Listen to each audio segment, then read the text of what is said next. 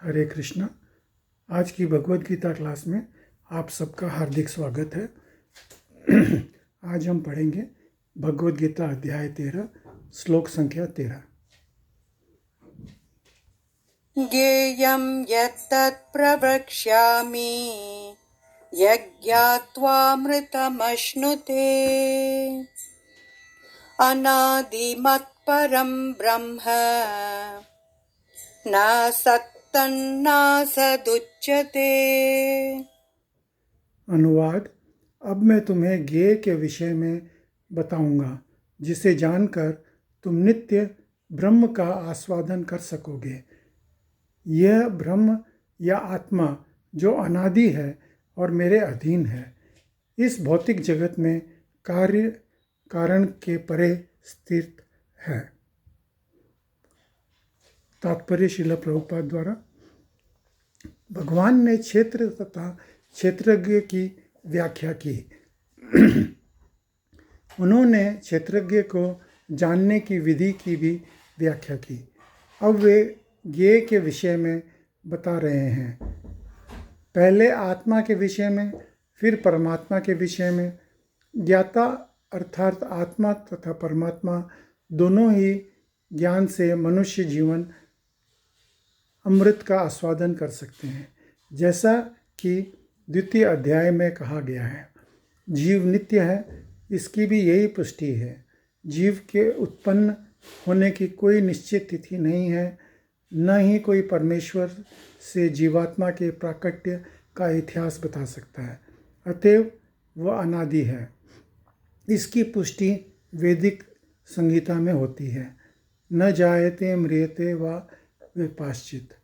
शरीर का ज्ञाता न तो कभी उत्पन्न होता है और न ही मरता है, वह ज्ञान से पूर्ण होता है। तो अपने शरीर के दो तरीके के ज्ञाता हैं। एक तो हम अपने शरीर के बारे में जानते हैं, और दूसरे जो परमात्मा है, जो परमात्मा जो हैं वो हर एक शरीर के अंदर बसते हैं, तो वो सबके शरीर के बारे में जानते हैं।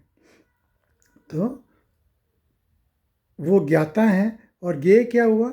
ज्ञेय हुआ हमारा शरीर। आगे पढ़ेंगे। वैदिक साहित्य में भी परमेश्वर को परमात्मा रूप में प्रधान, शरीर का मुख्य ज्ञाता तथा प्रकृति के गुणों का स्वामी कहा गया है। स्मृति वचन है, दास भूतो हरित्व अन्यस्यैव। जीवात्माएं सदा भगवान की सेवा में लगी रहती है। इसकी पुष्टि भगवान चैतन्य ने अपने उपदेशों में भी की है। अतएव इस श्लोक में ब्रह्म का जो वर्णन है वो आत्मा का है, और जब ब्रह्म शब्द जीवात्मा के लिए व्यक्त होता है तो ये समझना चाहिए कि वो आनंद ब्रह्म न होकर विज्ञान ब्रह्म है। आनंद ब्रह्म ही परब्रह्म भगवान है। तो परब्रह्म भगवान वो है, वही परमात्मा है, और आनंद ब्रह्म जो है वो अपना शरीर है। अगला श्लोक पढ़ेंगे। सर्वतः पाणिपादं तत् सर्वतोक्षिशिरोमुखम् सर्वतः श्रुतिमल्लोके सर्वमावृत्य तिष्ठति। अनुवाद: उनके हाथ, पांव, आँख, सिर तथा मुंह तथा उनके कान सर्वत्र हैं। इस प्रकार परमात्मा सभी वस्तुओं में व्याप्त होकर अवस्थित हैं। तो भगवान क्योंकि हर एक शरीर में बसते हैं, तो उनके जो हाथ, पांव, आँख, सिर, मुंह तथा उनके कान सर्वत्र हैं। वो सब कुछ के ज्ञाता हैं, सब कुछ देख सकते हैं, तो वो कहीं से भी प्रकट हो सकते हैं। तात्पर्य पढ़ेंगे श्रील प्रभुपाद द्वारा। जिस प्रकार सूर्य अपने अनंत रश्मियों को विकिरण करके स्थित है, उसी प्रकार परमात्मा या भगवान भी है। वे अपने सर्वव्यापी रूप में स्थिर रहते हैं और उनमें आदि शिक्षक ब्रह्मा से लेकर छोटी सी चींटी तक के सारे जीव स्थिर हैं। उनके अनंत शरीर, हाथ, पांव तथा नेत्र हैं और अनंत जीव हैं। ये सभी परमात्मा में ही स्थिर हैं। अतएव परमात्मा सर्वव्यापक है। लेकिन आत्मा यह नहीं कह सकता कि उसके हाथ, पांव तथा नेत्र चारों दिशाओं में है। ये संभव नहीं। यदि वह अज्ञान के कारण ये सोचता है कि उसे इसका ज्ञान नहीं है, तो उसके हाथ तथा पैर चतुर्दिक प्रसरित हैं, किंतु समुचित ज्ञान होने पर भी ऐसी स्थिति में आ जाएगा तो उसका सोचना उल्टा है। उसका अर्थ यही होता है कि प्रकृति द्वारा बद्ध होने के कारण आत्मा परम नहीं है। परमात्मा आत्मा से भिन्न है। परमात्मा अपने हाथ असीम दूरी तक फैला सकता है, किंतु आत्मा ऐसा नहीं कर सकता। तो अगर हम ये सोचें कि भाई हम परमात्मा की बराबरी कर लेंगे, हम भी तो आत्मा ही हैं, लेकिन नहीं, हम सीमित हैं। हम जो हैं अपने शरीर तक ही सीमित हैं, लेकिन परमात्मा पूरे विश्व में फैला हुआ है। भगवद गीता में भगवान कहते हैं कि यदि कोई उन्हें पत्र, पुष्प, जल अर्पित करता है तो वे उसे स्वीकार करते हैं। यदि भगवान दूर होते हैं तो फिर इन वस्तुओं को वह कैसे स्वीकार कर पाते। यदि भगवान की सर्वशक्तिमता है, यद्यपि वह पृथ्वी से बहुत दूर अपने धाम में स्थित हैं, तो भी वे किसी भी द्वारा अर्पित कोई भी वस्तु अपना हाथ फैलाकर ग्रहण कर सकते हैं। यही उनकी शक्तिमता है। ब्रह्म संहिता में कहा गया है, गोलोक एव निवसत् अखिलात्म भूतो। यद्यपि वह अपने दिव्य लोक में लीलारत रहते हैं, फिर भी वह सर्वव्यापी हैं। आत्मा ऐसा घोषित नहीं कर सकती कि वह सर्वव्याप्त है। अतएव इस श्लोक में आत्मा नहीं अपितु परमात्मा का, भगवान का वर्णन हुआ है। तो जब हम भगवान को भोग लगाते हैं तो भगवान उस प्रसाद को पाते हैं। अच्छा, हम भी ये डिफरेंस फील करते हैं। कैसे फील करते हैं? आज एक भोग लगाया हुआ प्रसाद, उसके अंदर जो टेस्ट आ जाता है, वो टेस्ट एक साधारण बाज़ार से खरीद के खाने वाले खाद्य पदार्थ में नहीं आता है। क्यों? क्योंकि उसके अंदर भगवान का जो जूठन है, उनका जो रस है जीवा का, वो उसके अंदर मिश्रित हो जाता है। तो उसका जो स्पेशल टेस्ट आता है प्रसाद के अंदर, तो हमको प्रसाद खा के एक स्पेशल शांति मिलती है। तो इसलिए जो है, अब ये यहाँ पे जो घोषणा की गई है कि भगवान के हाथ, पाँव, मुंह सर्वत्र हैं, तो वो पुष्टि होती है कि भगवान हर जगह विराजमान है। हम अपने घर में भगवान को भोग लगाते हैं, लेकिन भगवान उस प्रसाद को पाते हैं और उस भोग को प्रसाद में परिवर्तित कर देते हैं और हमको उस प्रसाद को लेकर के आनंद मिलता है। तो इस तरीके से भगवान जो है यहाँ पे क्लियरली समझा रहे हैं कि मैं सर्वत्र व्यापक हूँ, और ये चीज़ आत्मा से लागू नहीं होती। अगला श्लोक पढ़ेंगे। सर्वेन्द्रिय गुणाभासं सर्वेन्द्रिय विवर्जितम् असक्तं सर्वभृच्चैव निर्गुणं गुणभोक्तृ च। अनुवाद: परमात्मा समस्त इंद्रियों के मूल स्तोत्र हैं, फिर भी वे इंद्रियों से रहित हैं। वे समस्त जीवों के पालनकर्ता होकर भी अनासक्त हैं। वे प्रकृति के गुणों से परे हैं, फिर भी वे भौतिक प्रकृति के समस्त गुणों के स्वामी हैं। तो कोई ये बोल सकता है कि भगवान की भी तो इंद्रियां हैं। हाँ, भगवान की इंद्रियां हैं, लेकिन हमारी जैसी भौतिक इंद्रियां नहीं हैं उनकी जो है वो इंद्रियां दिव्य है। भगवान जो है सच्चित आनंद से बने हैं, वो हमारी तरह पंचभूत से नहीं बने हैं, और वो समस्त जीवों के पालन करता होते हुए भी वो उनसे आसक्त नहीं है। आज हम जैसे अपने परिवारजनों से आसक्त हो जाते हैं, तो वो हमसे आसक्त नहीं है। वो अनासक्त होकर के भी वो हमारा पालन करते हैं। वे प्रकृति के गुणों से परे हैं और हम सब के स्वामी हैं। तात्पर्य पढ़ेंगे शिला प्रभुपाद द्वारा। यद्यपि परमेश्वर समस्त जीवों की समस्त इंद्रियों के स्तोत्र हैं, फिर भी जीवों की तरह उनके भौतिक इंद्रियां नहीं होती।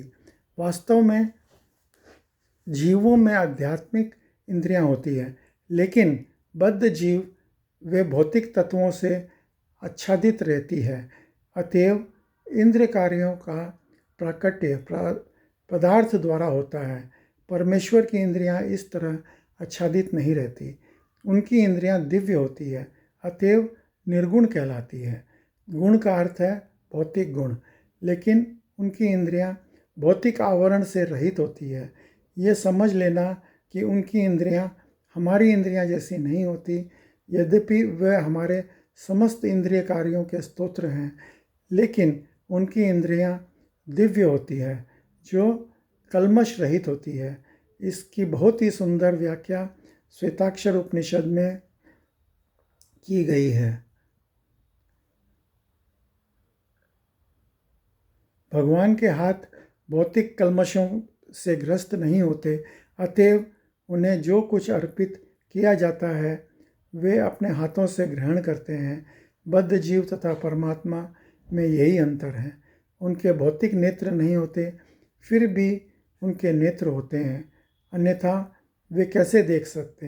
वे सब कुछ देखते हैं, भूत, वर्तमान तथा भविष्य। जो जीव के हृदय में वास करते हैं और वे जानते हैं कि भूतकाल में हमने क्या किया, अब क्या कर रहे हैं और भविष्य में क्या होने वाला है, इसकी पुष्टि भगवद गीता में हुई है। तो हम अपना भूतकाल भी पूरा याद नहीं रख सकते, हम भूल जाते हैं। हमारी मेमोरी लिमिटेड है। अगर सोचो, अगर हमारी मेमोरी अनलिमिटेड होती, अगर हम याद रख सकते, हमारे को कितने कष्ट आते हैं। अगर हमको वो सारे कष्ट याद रहें तो क्या हम सहन कर पाएंगे? नहीं कर पाएंगे। इसीलिए भगवान बड़े कृपालु हैं और वो हमको जो अनवांछित जो मेमोरी है उसको डिलीट कर देते हैं, और समय पड़ने पे वो जो हमारे को याद आने लायक होता है उसको याद भी करा देते हैं। तो भगवान जो है, लेकिन भगवान को जो है सब जीवों के भूत, भविष्य और आने वाले भविष्य की भी सारी जानकारी होती है। भूत, वर्तमान और भविष्य, आने वाले सारे भविष्य की सब की जानकारी भगवान को होती है, लेकिन हमें ये चीज़ नहीं होती।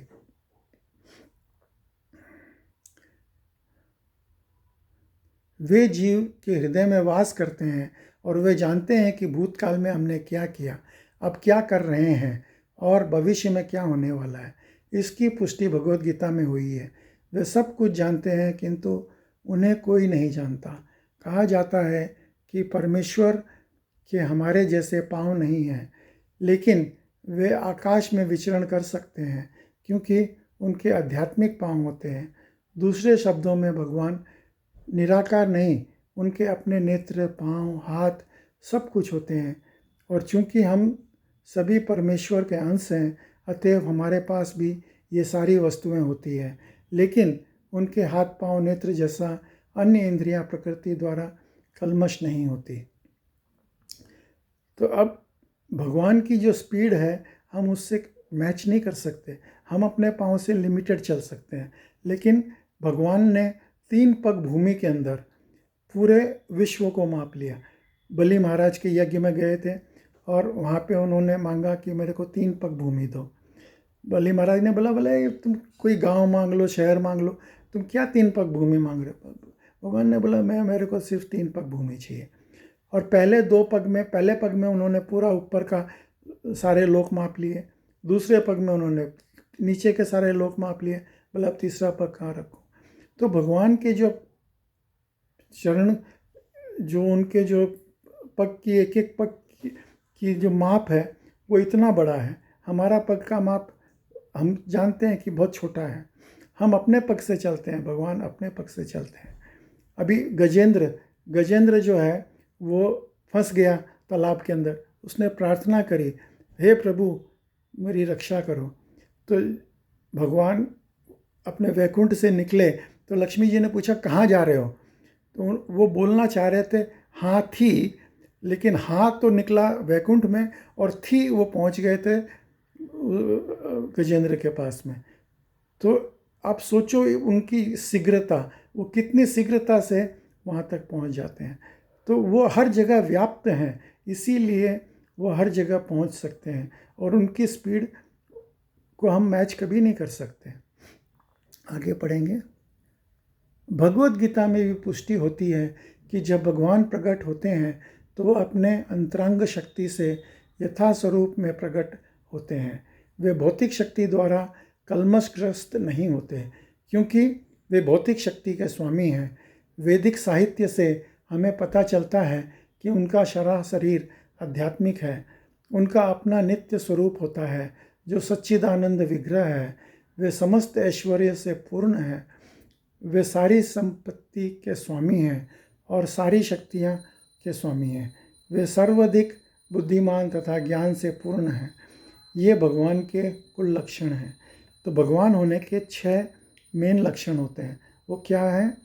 ये वो यहाँ पे बता रहे हैं कि समस्त ऐश्वर्य, आज आदमी के पास में ऐश्वर्य होता है, लेकिन समस्त ऐश्वर्य के मालिक जो हैं वो भगवान हैं। सारी संपत्ति, एक आदमी धनवान हो सकता है, उसके पास बहुत संपत्ति हो सकती है, लेकिन समस्त ये सारा संसार जो है वो भगवान का है। तो भगवान तो इस पूरे संसार के ब्रह्मांड के मालिक हैं। तो हम उनकी बराबरी हम नहीं कर सकते। सारी शक्ति, आदमी जो है, इंसान जो है, आत्मा जो है वो बलवान हो सकती है, पहलवान हो सकती है, लेकिन समस्त शक्तियाँ, आज समस्त शक्तियों के मालिक तो सिर्फ भगवान ही हैं। वे सर्वाधिक बुद्धिमान, आज हमारे अंदर बुद्धि हो सकती है, लेकिन बुद्धि का स्तोत्र, बुद्धि का उद्गम, ये सारे जितने वेद जो हैं वो भगवान के मुख से निकले हैं। तो भगवान सबसे ज़्यादा बुद्धिमान है। हम उनकी बराबरी हम नहीं कर सकते। ज्ञान से पूर्ण, ये भगवान के लक्षण हैं। ये समस्त जीवों के पालन और सारी गतिविधियों के साक्षी हैं। यहाँ तक कि वैदिक साहित्य में समझा जा सकता है परमेश्वर सदैव दिव्य है। यद्यपि हमें उनके हाथ, पाँव, सर, मुख नहीं दिखते, लेकिन वे होते हैं और हम दिव्य पद तक ऊपर उठ जाते हैं तो हमें भगवान के स्वरूप का दर्शन होता है। कलमशग्रस्त इंद्रियों के कारण हमें उनका स्वरूप देख नहीं पाते। अतएव निर्विशेषवादी भगवान को नहीं समझ सकते, क्योंकि वे भौतिक दृष्टि से प्रभावित होते हैं।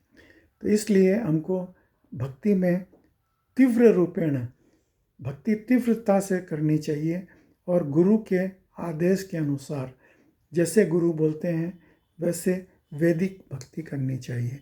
तभी जो है हम भगवान का दर्शन कर पाएंगे। तो यही तरीका है भगवान को जानने का।